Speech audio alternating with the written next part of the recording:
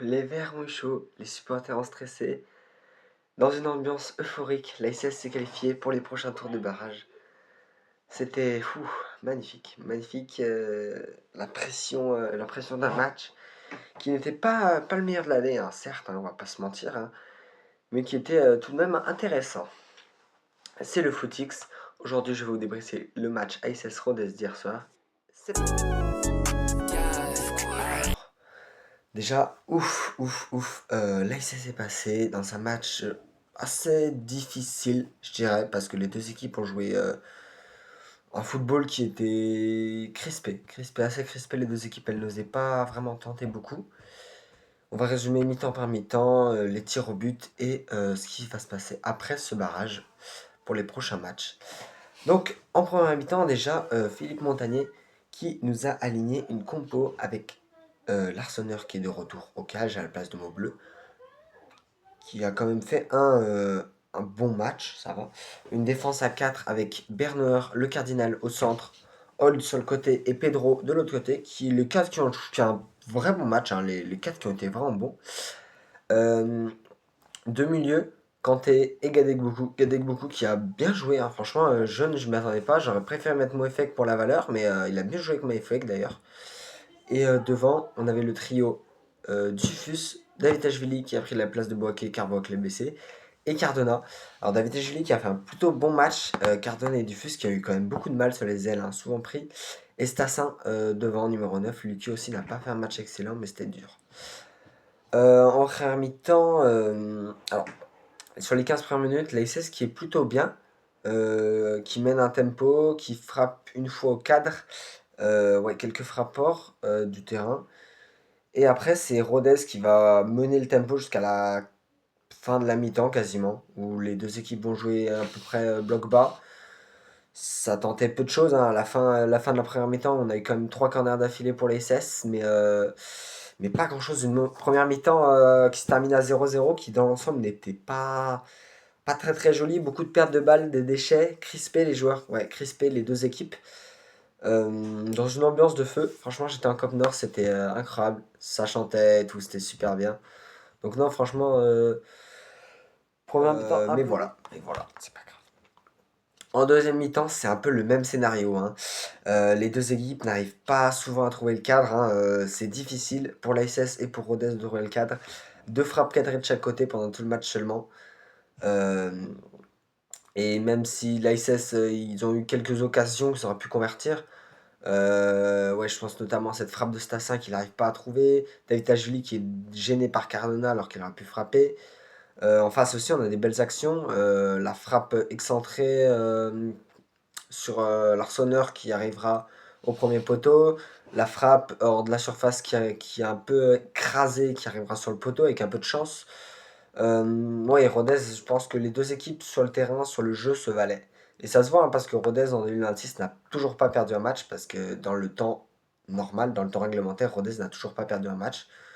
Donc de 22 matchs, 0 défaite en 2026, c'est vraiment une des meilleures équipes de Ligue 2. Et c'est une aussi contre qui on a perdu récemment 2-1, donc c'est normal qu'on galère aussi. Et donc en fin de deuxième mi-temps, on a l'Arseneur qui se met par terre, qui dit avoir des crampes. Et en préparation au tir au but, et ben l'Arseneur Montagnier fera rentrer Maubleu. C'est l'Arseneur qui sortira. Et Maubleu, on le sait qu'il adore les pénaltys. Ce n'est pas sa spécialité, mais vraiment il adore. Et il est assez bon avec ça. Sur les tirs au but, on a eu pas mal de surprises. Et donc sur ce tir au but, je vais pas vous mentir, je vais m'aider de mes notes parce que quand même, je n'ai pas retenu tous les tirs au but dans l'ordre. Une séance de tir au but qui allait loin, hein, quand même. 10 tireurs. 10 tireurs, ça fait quand même beaucoup pour la ISS. Donc le premier tireur est rhodésien et c'est Mathis Magnin qui va louper son tir au but, hein. Très très bien arrêté. Il va pas le louper, hein, c'est bien arrêté par Brice Maubleu qui entre directement bien dans sa séance. En face, David Ashvili qui va arriver et qui va le transformer en faux pied, parfait. Raphaël Lipinski qui va lui aussi voir son penalty arrêté par Maubleu. Là, quand je vois deux pénaltys arrêtés à 0, je me dis, bon, c'est bien quand même. En face, Lucas Tassin qui va lui aussi convertir. Donc là, 2-0 pour la ISS. Là, j'y croyais vraiment. En face, Evan Jean Lambert va marquer le premier penalty rhodésien, ce qui fait 2-1. Et Joao Ferra Non, non, non, non. On l'a oublié, ça aussi. Benold, qui va louper son tir au but. Assez mal tiré, Benold, hein, plein centre. C'est mérité. Mais l'ASS a toujours un but d'avance. En face, Mathis Saka va égaliser pour les Rhodésiens 2-2. Et Joao Ferra qui m'a surpris, qui allait tirer, qui a mis une bonne mine. Hein. Franchement, je pense que c'est bien pour la confiance de joueur, qui va aller convertir son penalty. En face, Teiret Arcont qui convertit aussi. Ça fait 3-3. Et là, Aymen Mouefek qui avait l'occasion de faire le break, qui loupe son penalty, très très mal tiré aussi. Mouefek, ouais, c'est pas bien pour sa confiance, sachant qu'il est dans une mauvaise dynamique en ce moment. Ça fait 3-3. Les Verts les Rhodésiens reviennent à égalité. Kini Naguera en face qui marque le quatrième. Nguessan qui vient tirer avec la confiance, quatrième aussi, 4-4. Sami Benchama, le cinquième pour Rodez, qui est aussi, lui aussi magnifiquement transformé. Et Abdoulaye Kanté, même s'il va glisser, j'ai eu un peu peur, je vous mens pas, qui marque lui aussi le cinquième. Donc, pour l'instant, les Verts et le Rhodésien sont à égalité. En face, Octave Joly qui vient convertir son penalty 6-5. Maxime Bernouer qui vient mettre un penalty de patron, hein, quasiment en lucarne 6-6. Et là, Nolan Galvez qui vient louper son penalty pour Rodez. Et là, on se dit, c'est bon, ça va le faire. Je pensais que c'était un joueur stéphanois qui va tirer.